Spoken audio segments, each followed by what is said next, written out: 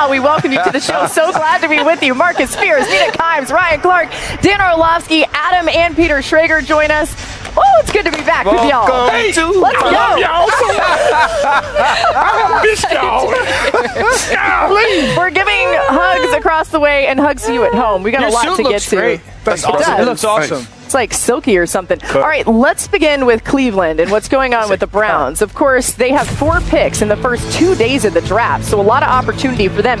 They pick 2nd overall, and then they'll be busy on day 2. They have the first pick of the 2nd round, then pick number 67 and number 94. Their 3 picks in the top 70 are tied for the most by any team at this year's draft. Now, many are wondering if Travis Hunter will be the pick for Cleveland at 2. Browns head coach Kevin Stefanski spoke earlier today about the conversations he's had with the two-way star. Travis is somebody that is uniquely equipped to do both.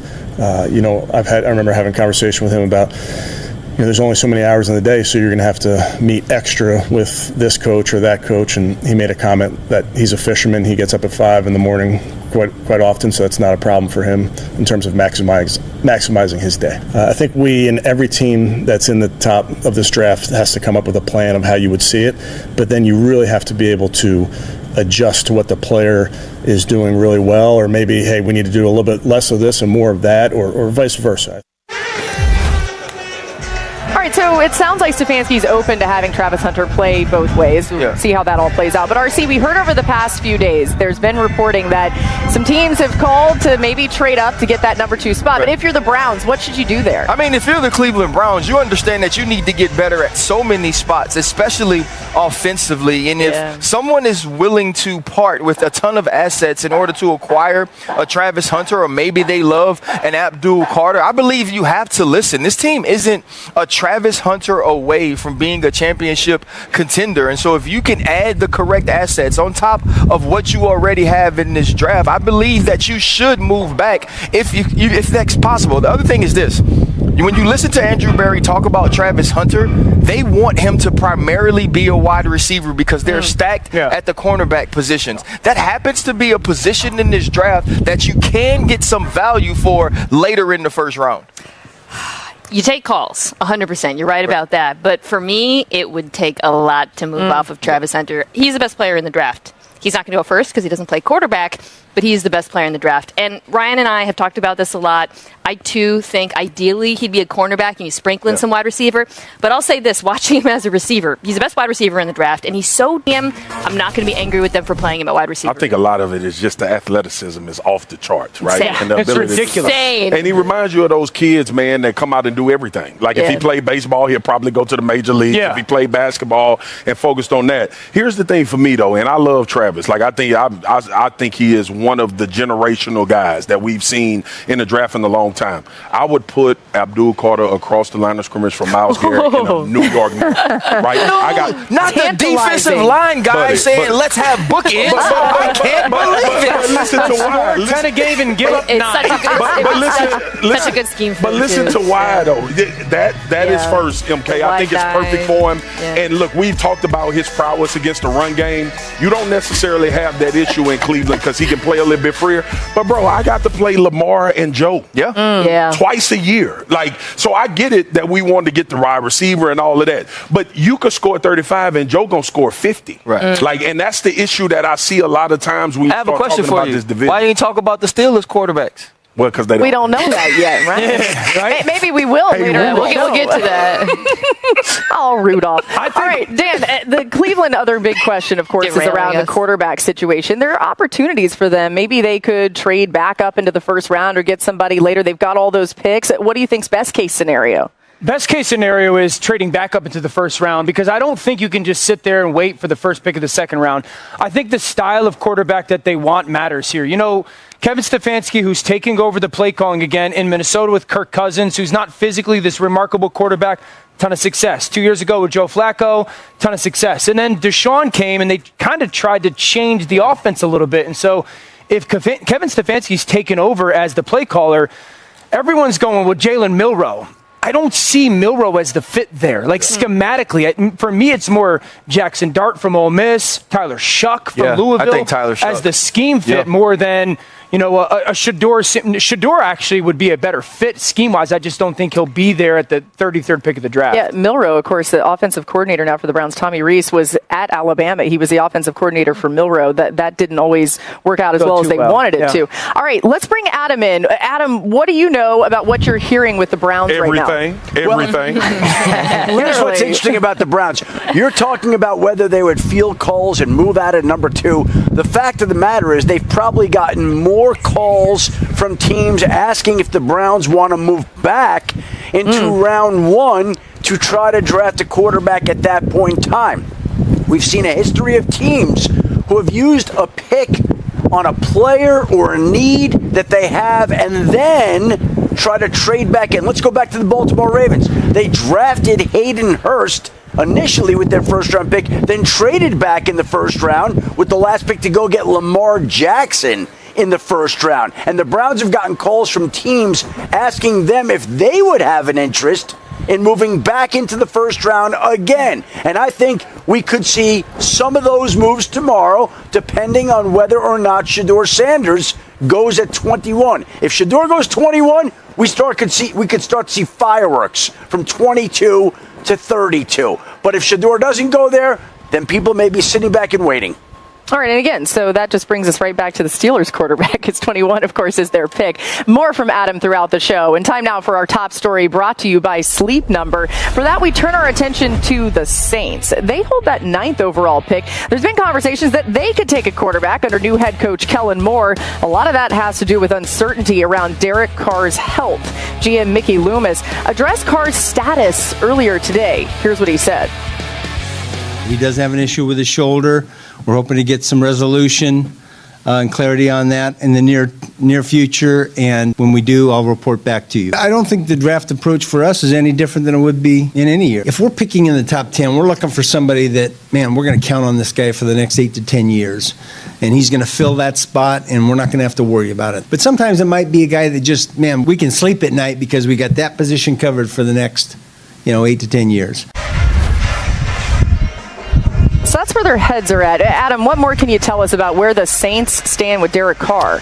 Well, Laura, this is a situation where there are more questions than there are answers. There are questions about when and if Derek Carr will play football again. There are questions about his contract and how that's going to play out. There are questions about what the Saints are going to do at quarterback. This is an injury that they have known that he's had all along, but all of a sudden, 2 days before they open their offseason program, it comes out that he's got an issue with his shoulder that Mickey Loomis says the team still does not have clarity on. And you also heard him talk about the fact that they were making quarterback plans anyway before this news surfaced. And so they're going to go ahead and try to find that player that can make them sleep easy at night at number 9. And then I think there are people who believe that they do love Jackson Dart, that they may try to move back into the first round to get him. They've already made calls about moving up from pick number 40 in the second round, and we'll see how the Saints approach it, but they obviously have a major issue at quarterback, and it doesn't sound right now like they'd like to address that at number 9. Yeah, it's just fascinating. Adam, again, the way this is all playing out, I think fans at home, you guys are probably reading between the lines the way that we all are too with what Derek Carr may be doing here. But Dan, what do you think the Saints should do with quarterback position in this draft? Oh, you have to draft a quarterback before the 33rd pick. Schefter just talked about it. They sit at 40 in the second round. I'll go back to Cleveland sitting at the 33rd pick. If you're not going to take one at 9, you have to go ahead. In your division is Bryce Young. If he's anything, what we saw at the back end of last year, they're going to be good. Baker Mayfield, we know, is a very good quarterback. And then Atlanta has Michael Penix. You have nobody, New Orleans. You have no future. So if you want to have the conversation of tackle at 9, I'm good with it. But you better go above Cleveland because if you love Jackson Dart, he's going to be gone by the 33rd pick. So if you're New Orleans, quarterback in that late first round, similar to the Giants, similar to Cleveland, like you have to make these moves. For the sake of not being repetitive, Dio, I agree with you. But you look at it, like this team drafts line of scrimmage. Yeah. Like that's been their calling card. But they don't have a person to play the position long term. Dio, I got you. But that is what they've been doing. And to your point, I think they feel like the value at 9 for whatever these quarterbacks are won't be where it needs to be at that particular pick. But if you got a defensive guy that you pinpointed that you think can be a cornerstone, and then you move back into it. Remember, we were with Cam. Cam has been their top pass rusher for the last 10 years. He barely hit the field this year. Davenport did a good job. But ultimately, if you're Mickey Loomis, your history has shown that you're going to go line of scrimmage and try to creep back into the first round. Here's the conundrum for every team and why we're having these conversations. The reality is nobody feels like the quarterbacks after Cam is good enough to take them at that value. Here's my pushback on that. Why? Dio, I don't make the damn rules. I'm not taking the pick. Because we've fallen into this trap where every quarterback has to be like Lamar, Josh, Joe, Patrick, or whoever, Hurts or something like that. And if they're not that, we can't take them to the first round. So here's the thing. I don't necessarily believe that, but I do believe you have to be a certain thing if I'm going to pick you 9. There you go. If I'm going to pick you 3, if I'm going to pick you 6. That's where this conversation begins. It's not necessarily if any of these dudes can pan out to be good starting quarterbacks for the next 8 to 10 years. I believe there is some belief in the Shedeur Sanders. There's some belief in Jackson Dart. Tyler Shuck is entering that conversation. Jalen Miro is this project, but it's like, where do we pick him? And if we pick them here, do we set our franchise back if he isn't that guy? And what Mickey Loomis is saying, I can sleep at night because this dude at this position is going to be great or very good for the next decade. Then they get a quarterback. I mean, we were all pretty comfortable with the quarterbacks last year. Yeah, just to draw a point of comparison. If this was last year, I think we'd all be like, great, take J.J. McCarthy, New Orleans. Offensive line is the thing that jumps out to me here. You saw they didn't pick up the 5th-year option for Trevor Penning. They need a tackle. Kellen Moore knows firsthand how important offensive line play is and how it can set you back. He was with the Chargers, you remember, before Philadelphia, and that offensive line made it really hard to call plays. So I have to think that's going to be a priority. But are you offensive linemen at 9 and then second-round quarterback, or are you? No, you can try to come up. I don't think. But doesn't it?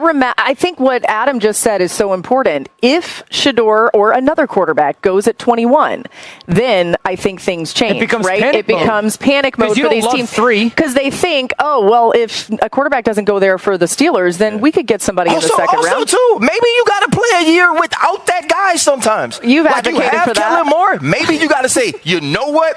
This year we don't have a 12-year solution. Or if we're going to pick a guy in the second round, we have to be ready to pick a guy in the first round next year if he ain't that dude. And respectfully, that's why the Steelers are where the Steelers. Oh man, that's a personal message to the Steelers from our state. All right, we're just getting started on it. And we are now joined by Peter Schrager, joining our show here in Wisconsin. It's so good to have you. Great to be here. What's up, Pete? Longtime fan of the show, first time with all of you in person. So excited. Are we always Peter? Yeah, Peter. No Pete. No Pete. No Pete. Pete. Definitely All going to use Peter, Pete. yeah. Definitely Don't you dare. He said no.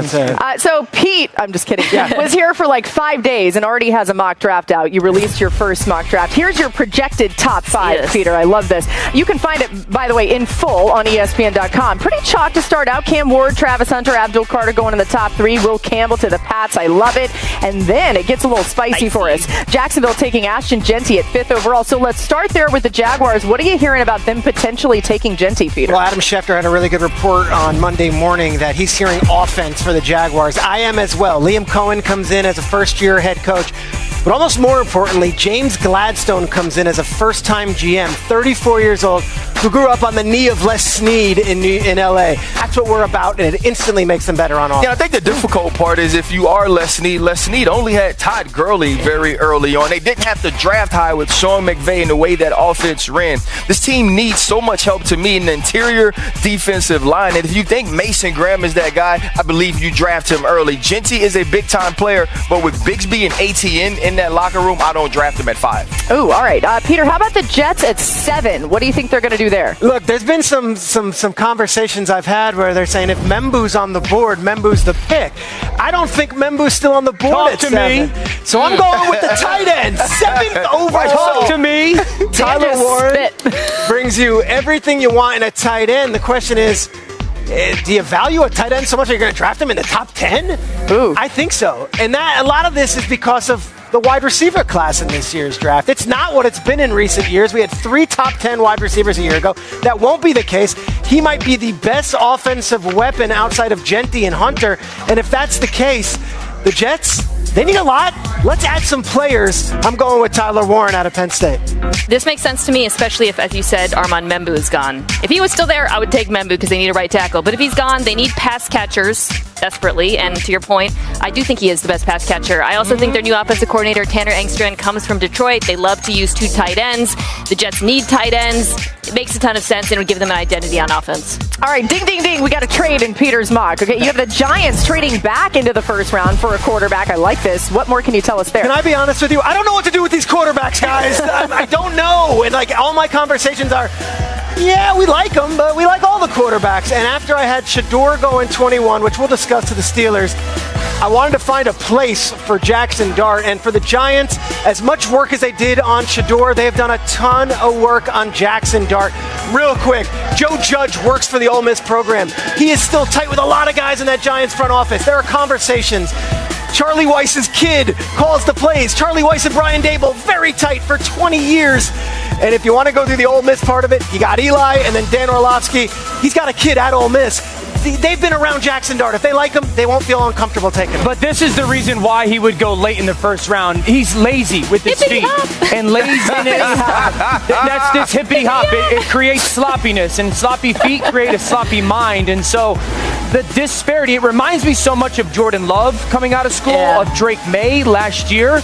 There's so much physical talent there, but these are the things that you're going to have to hone in if you are the Giants and work on, because the disparity for me is the one big flaw where there are clips when Jackson Dart is so convicted, ball comes out of his hands. And then there's clips where it's like you're seeing him almost try to process what's going on, or I don't necessarily know, and his feet are super sloppy and they're all over the place, and it either forces a missed throw or a bad decision. Those are absolutely fixable. We've seen it with Love. We've seen it with Drake May.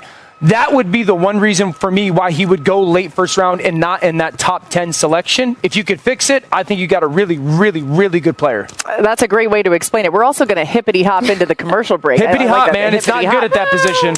He was the only quarterback to finish in the top 5 in touchdown passes, passing yards, and completion percentage in 2024, and he excelled despite a suspect offensive line. Sanders dealt with absolute chaos up front and was sacked an FBS high 94 times in the last 2 seasons.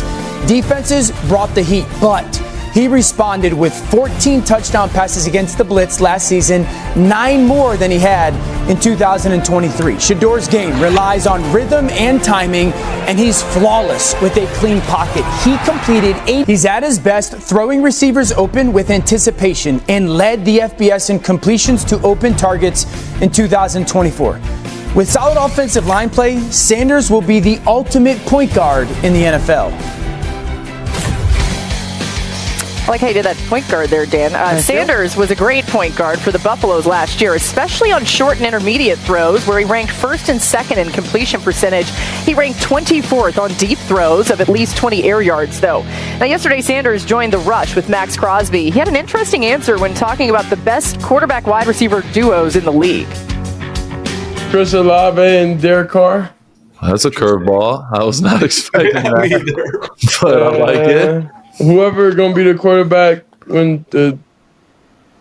for DK Metcalf and George Pickens, whoever that is.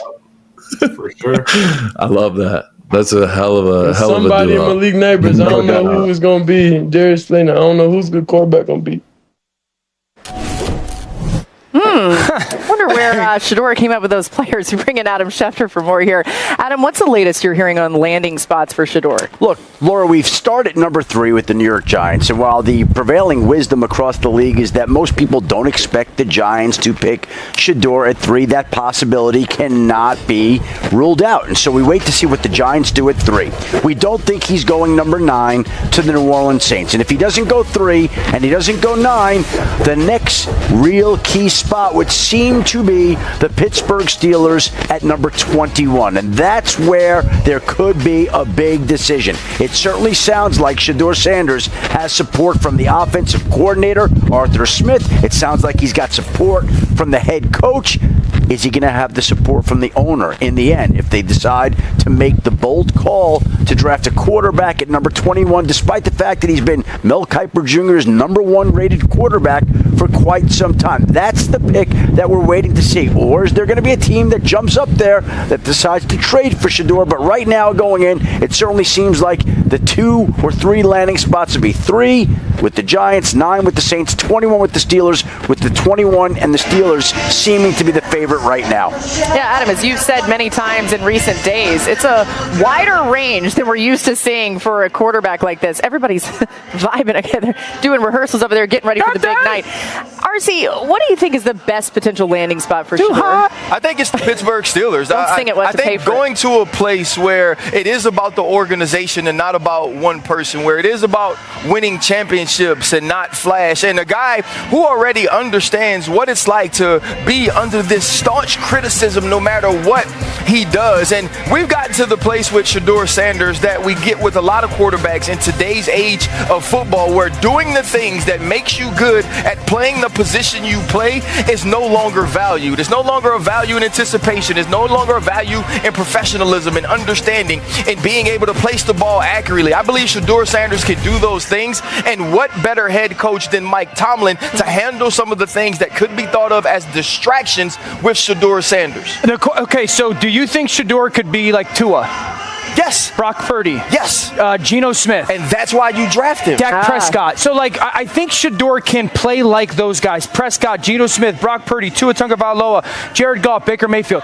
The only thing that I have in relation to even like New Orleans and Pittsburgh is every one of those guys has got the 3 things that is needed to play that position at a high level when your skill set is the good one. And some of them have had to go other places for it. And so Pittsburgh, you need 3 things: great offensive line, good perimeter players, and then above average scheme and play caller. Pittsburgh doesn't have all 3 of those. Yep. I think they got the good perimeter players. I like Arthur Smith's scheme, but their offensive line, that's my thing. And so part of this is, do you believe in the myth that, because I've heard people say this, college quarterbacks that get sacked a lot, they get sacked a lot in the NFL. It's not really true. Yep. We've seen Aaron Rodgers got sacked a lot in college. You saw Caleb Williams obviously got sacked a lot in college. And so, the myth, Lamar Jackson got sacked a lot in college. Jaden Daniels got sacked a lot in college. So I don't necessarily, now he's higher, he's the highest, but I don't believe that just because you did a lot in college, you got to watch them all. And you got to study them all, figure out why they happen. You got to watch every snap. Why the sacks happen. And also, too, you think about what's around him. The first year for C.J. Stroud, he wasn't sacked as often. Last year, he was sacked and pressured the way Patrick Mahomes was pressured in the Super Bowl the entire year. All right. Well, y'all good? Go ahead, Peter. No, I love it. This is heated. Look, we've all been doing this a long time, and this isn't me comparing him to these quarterbacks. We're 24 hours from the draft. I don't have a draft week delta between where this guy could go that I could compare to, other than Johnny Manziel a day before that draft, Tim Tebow before that draft, where some people were like undraftable, and others were like, he can go in the top 10. I don't have a team for Shedeur right now, and you guys are talking about Pittsburgh. I think that would be a great fit for Shedeur, and I think 21 is like the perfect spot if he slips. This could be a long night, and this could go into Friday, and that's not because we did this in the media. This is because there are 32 teams, and one of them has to pick him. And if that's the case at 3, awesome. Giants, awesome. At 9, Saints, great. 21, awesome. But let's not treat him like other prospects. Will Levis went to the 2nd round, and people thought he was going to be a first round. Yeah, but I think there's a chance he goes 2nd round. I think Shedeur is a good fit for Pittsburgh. Overall, when it comes to the makeup of their organization, I do not believe he's a good fit schematically there. I believe the other players like a Jackson Dart or Milroe are. If I'm the New Orleans Saints, I'm standing on the table for him. At 9? Go on, I want to hear. I get it. I get the positional value, where you at in the draft, but we are still talking about a quarterback. And if you draft him at 9 and he turns out to be really good, we're gonna call Mickey Loomis a genius. Sure. If he doesn't pan out to be a great quarterback, we're gonna say, well, the Saints are back in the fold to find another quarterback. I always remind people, this is not the drafts of Sam Bradford. Yeah. The money is not going to hinder you, right? Yeah. Look, they took Josh Rosen and Kyler Murray the next year. Exactly. So we've seen that happen. Here's why I say that. I've seen Kellen Moore work with 3 quarterbacks now, and all of them got better, right? Dak got better, Herbert got better, and we just saw what he did with Jalen Hurts and Saquon Barkley. I know the infrastructure is not there. I know they need offensive line help. I just talked about Mickey Loomis taking guys up front. Shedeur at 9 is not an overvalued pick because he's a quarterback. And I just for the life of we sat on this set in Nashville when the Giants took Daniel Jones. No doubt. And we were all like, what the hell are they thinking? Yeah, I don't think we would think that if Shedeur went 9. I really don't. Peter, I understand what you're saying. If the I'm just setting the stage as a possibility. If the Saints took Shedeur at 9, we would not bat an eye. I agree with that. What's happened is, as the draft has gotten closer, we've been informed that him going at 9 is less of a possibility. Yep. That's the reason where people would be surprised. But if you think about what the tape said at the end of the season, you would never have a problem with that if this draft happens the 3rd week of January. And if that happens, the first thing we're all going to say is, how do they get more weapons? How do they get a better O-line? I mean, that's just going to have to be what happens. Trey Lance went for 3 first round. Yeah, that's... Look at Mel Kiper Jr.'s highest-rated defensive players on his big board. His top 3 players in the draft are all defenders: Travis Hunter, Abdul Carter, and Mason Graham. Jalen Walker is his 4th at 10th best overall, followed by Will Johnson at 11. Those are his only defenders in his top 16 players. So, Marcus, who on this list do you think will translate well at the next level? Yeah, I watched this kid a while, and I talked to Mina about him. I think Mason Graham, but it has to be the right situation. I don't think you can put him on the D-line and say you become the catalyst as to why we're good. But if you surround him with another defensive tackle like he had Grant at Michigan and give him the freedom to make plays and get those one-on-ones, you will get some pocket-pushing presence. Here you see a push-pull technique. I love D linemen that can do this. It shows strength, but it also shows the ability to flip your hips. And y'all know how big I am on hips. Pause. All right, second, tight space. Being able to sift through traffic and pullers and keep your eyes where they need to be. This was a phenomenal play that he made in this game as well. And when you look at the activity, right, like one other thing that's becoming, MK, you're going to remember this conversation. Last year, we were watching the D-line, because MK, like, in her heart of hearts, she's like 3. She's a D-lineman. She's like 6'3", 315. Remember when I said, Mina, I'm telling you right now, Braden Fisk's going to be an animal. Yeah. Right? And we wasn't really looking at him as one of those. That's similar, it. yeah. Girl. First off, you know that brain ain't going to forget nothing. So to Mason Graham's credit, like, it's, for me, I'm so used to, like, when I look at a guy and you say, all right, he about to be a top 10 guy, I'm looking for eye-popping plays. I'm looking for him to dominate games, like, over and over and over again. He made a lot of plays, but it wasn't the Jalen Carters. It wasn't the Ndamukong Suhs. It wasn't any of those guys. His activity goes from 1 to 4, though. And I think there's a lot of value in how your first snap looks and how your last snap looks, especially on the defensive line. And he has that. Ooh, I get to talk about my draft crush. Ryan knows who this is.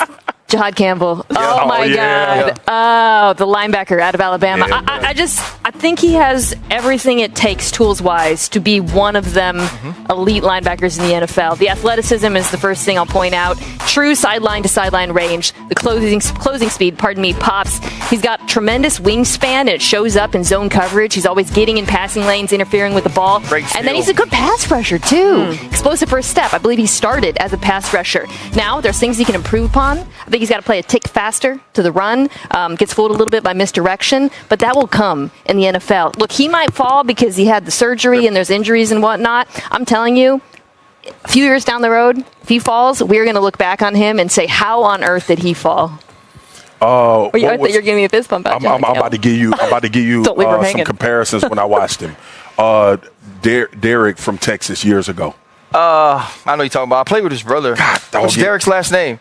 I can't remember. All right. Anyway, him and Thomas Davis is what I got from Thomas Davis is a good one. Campbell. Yeah. Like those came to mind when I watched. I think the other thing outside for Jahad will be the ability to move from the line of scrimmage into the second level, being able to play in sub packages as well. I think that's huge. But for me, I don't necessarily think that this guy has star written all over him, but you want him to, and that's Nick Emanwari from South Carolina. When you look at the measurables, everything says Derwin James, but it's not that sort of play when you watch the film. And you could see the way they tried to utilize him here. You're going to see him drop into the pocket, right? He's going to drop into the second level. He's fooled by the play action. Right now, he's going to turn and locate the curl. Once he locates the curl, he's going to get his eyes back to the quarterbacks. Now you're going to see that 6'3" frame. You're going to see that catch radius, that ability to go up and get the football. And now when he's most impressive is when he has the ball in his hands. There's plays against LSU. There's plays against Oklahoma. And this touchdown against Duke where he seems like the best athlete on the field right now. Cut that space because you aren't tackling these elite level running backs waiting on them. I do love this. This is a top coverage. We're going to get the press guy who's going to take the guy off of the line of scrimmage. And now you're going to see inside out man-to-man coverage on the wide receiver. Watch the way he slips underneath. And again, you see that length. All of these things are so tantalizing, but we have to have more consistency from him. But it's going to be plays like that that make someone draft him in the first round. Derek Johnson. Don't be mad at me, DJ. That's exactly what it was. That's my guy. Dan Orlovsky, a shout out to him. He texted the group chat, helping us out, Dan. All right, let's get to some of the stellar tight ends in this class, too, because it's really a fun tight end class. Tyler Warren and Colston Loveland, just 2 of just 4 tight ends to catch 100 passes in the last 2 seasons. Remarkable. They do it all over the field, too. Both had over 45 catches from the slot. They even caught passes when lined up wide. So, Dan, how do you believe teams are handling the evaluation of these 2 guys when trying to decide who's the top tight end? Yeah, you got to expect both of them to be around top 15 picks. I love Tyler Warren. He's Trey McBride to me. Get him the football as many times as you can. Loveland, a little bit like Sam Laporta in regards. Bears, Colts. I wanted to ask you, is Miami in the conversation at all for them? Denver, the Chargers trying to get up? Where do those teams stand for both those guys? We haven't had 2 tight ends drafted in the top 10 since 1973. I think that's a possibility. Top 10. Tomorrow night. Top 10. I think both of them. You're looking at this wide receiver class, and the talent is not where it was last year, where we had Neighbors and Adunze and, of course, Marvin Harrison. There's just not that talent. So these teams, if you're looking at playmakers, these might be your top 2 playmakers outside of Hunter and Genty. All those teams make sense. And then you start thinking about the connections. Yeah. Well, Chargers, Loveland, Harbaugh. Can he trade up? Right. Okay, well, then you also say, oh, wait, well, then we look at the different teams and what they can do for Warren. I think both of these guys are viewed very highly. Different players, though. Do teams have Warren 1, Loveland 2, or Loveland 1 for some other teams? Great question. They differ. Really? And I had one very Style good offensive coordinator tell me, my gosh, why is everyone talking about Warren? Why is Loveland not getting that love? Yes, there are teams that have Loveland above Warren. I would expect Warren to go first, but tomorrow... Shredded cheese. That looks yummy. That's a lot of shredded cheese.